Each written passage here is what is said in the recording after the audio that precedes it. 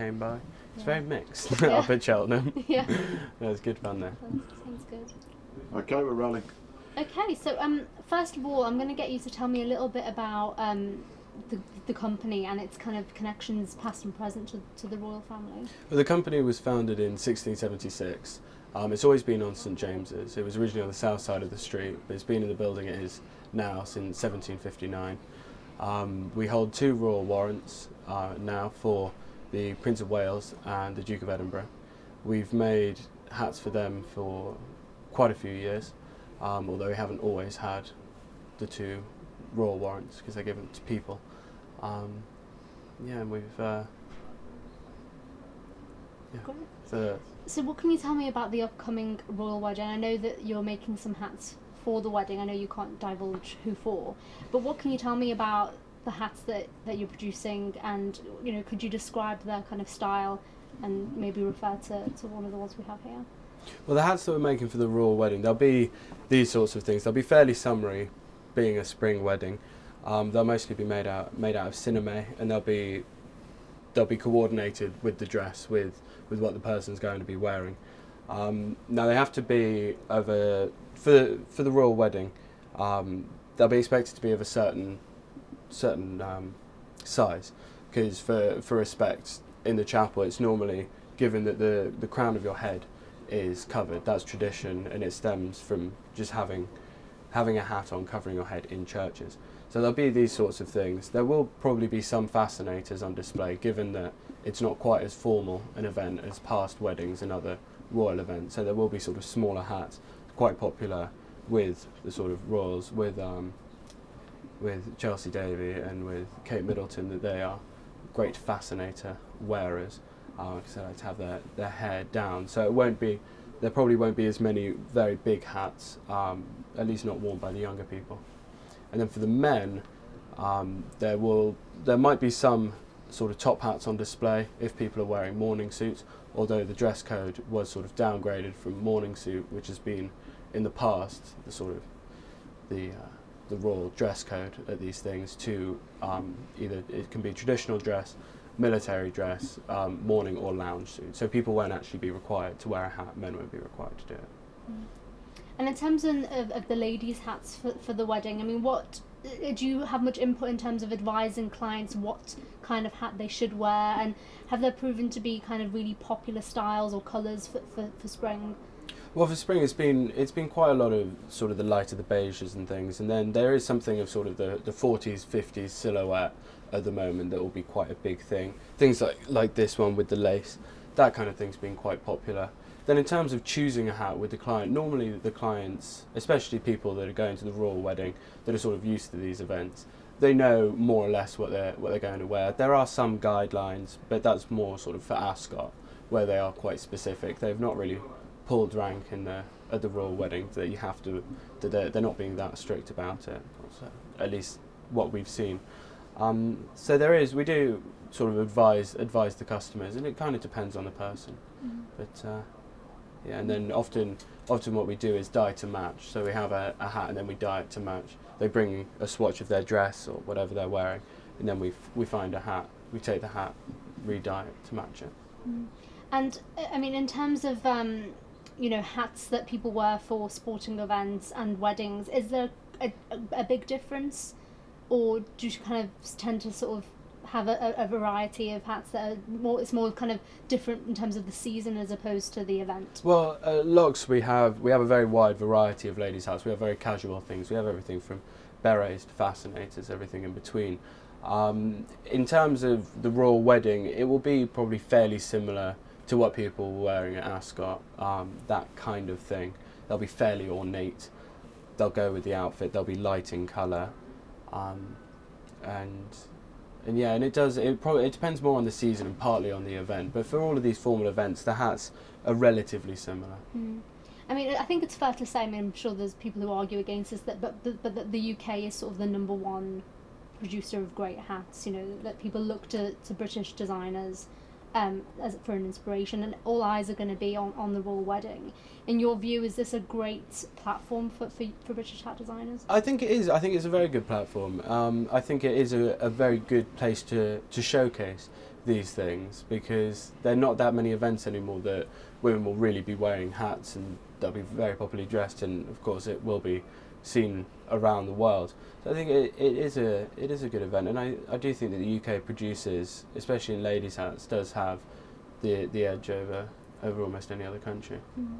And I mean, since the engagement's been announced, have you found any sort of differences in sales of hats? I mean, are people getting more, even not necessarily obviously for a royal wedding, but just weddings generally? Are people kind of looking more to wearing hats for weddings these days, do you think? Well, spring's always sort of good for wedding hats, and the UK's always been quite good about wearing hats to weddings, especially compared to Europe, where that's sort of, you don't see nearly as many hats on display. I think it's just a traditional thing. The UK likes these traditions, and we have had some more interest. We've had a lot of interest generally in the company and the royal warrants, etc., in the run up to the royal wedding, and I think that it's only been a good thing. Mm. I mean, in terms of the recession, have you felt any of that in the hat industry? Do you think have they kind of suffered at all?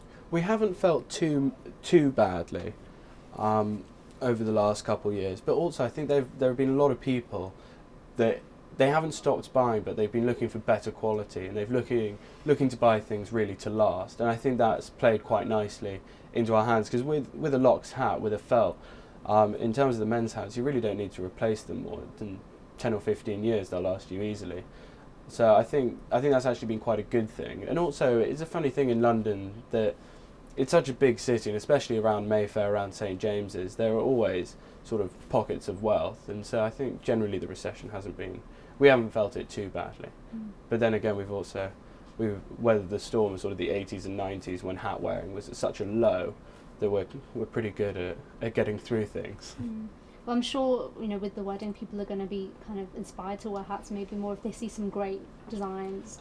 And they're not, I mean, I think there was a phase when people thought hats were just for older people, but especially women. Yeah. But are you seeing that more young people are getting interested in wearing hats? There has been a pretty good sort of upswell of people looking at hats, especially for the men's as well as the ladies, that people have been sort of just thinking of them generally as something to wear, as a sort of viable accessory, whereas before it maybe was something much more associated with tradition and with older people. But over the last couple of years, it's been very good. That I think this winter was quite a good example. That in years past, men were just sort of throwing on a beanie if it was cold, and this year a lot more guys, especially sort of 30s, 40s, that really haven't worn hats. That is something that even their fathers sort of didn't necessarily wear hats. That really a stodgy thing. That they were coming in and sort of considering a fedora or a trilby instead of something like just a woolen beanie, which is a very good thing. And I think for ladies as well, that I think ladies have always had a slightly easier time with hats than men. That a lot of men are worried that when they put on a hat, they'll age themselves, especially guys around 30 or 40. They'll put on a hat and they'll suddenly look 50 or 60, or they'll look like they're trying to look 20, which is always the issue. But I think it's been a good thing, because as long as they've come into the store, they can try on a dozen different types of hats, and one of them will suit them, which is a very good thing. And it's just people sort of willing to take the first step and sort of viably consider wearing a hat. Mm. And in terms of making hats for the wedding, like for example this one here, I mean, how long and how much effort goes into making a hat? Well, these ones are all handmade on our premises in St James, up at the top, the couture range for the ladies. It's a fairly lengthy process. They take the materials and then they mould it, add the feathers and everything, dye them, and it's all done completely by hand. So it is quite a lengthy process. Mm. And with only just over a week left to the actual wedding, is there quite a lot of pressure at the company? Is everyone kind of getting a bit nervous? I think they've got things under control by and large. I haven't seen them looking too stressed.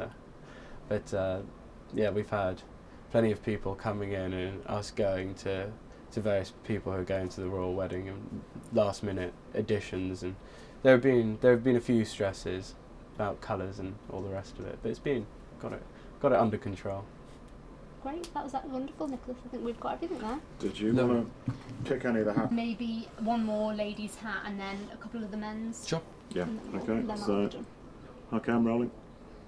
Okay, so this is one of the hats that will be going to the royal wedding.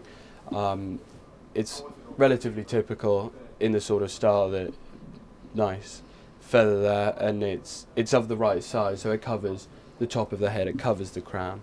So this one would have taken a few weeks from start to finish, sort of first discussing with the customer exactly what they want, looking at what they're going to wear, making sure the materials are all correct. And yes, it's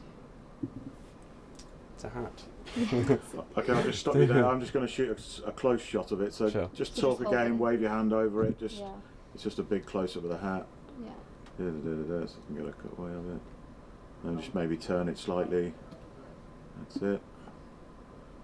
Okay. Okay, that's great. And then the next one. Put that one back. Yeah. And then sorry. And then maybe pick another of the ladies' ones. Yeah. And then have a little chat about that one.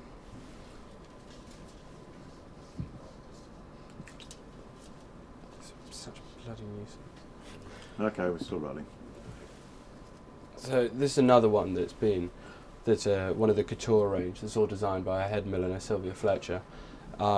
This sort of goes with what will be probably quite a big trend spring summer, the sort of 50s silhouette, sort of throwback with the lace, very very elegant for an event like the royal wedding.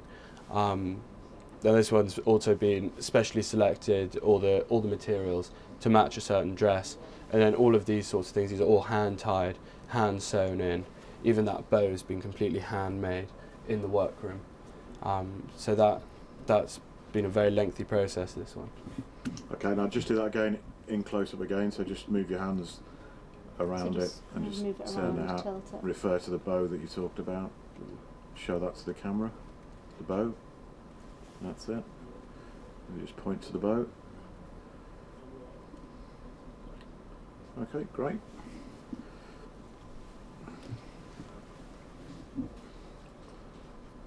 And then I think maybe the top hat.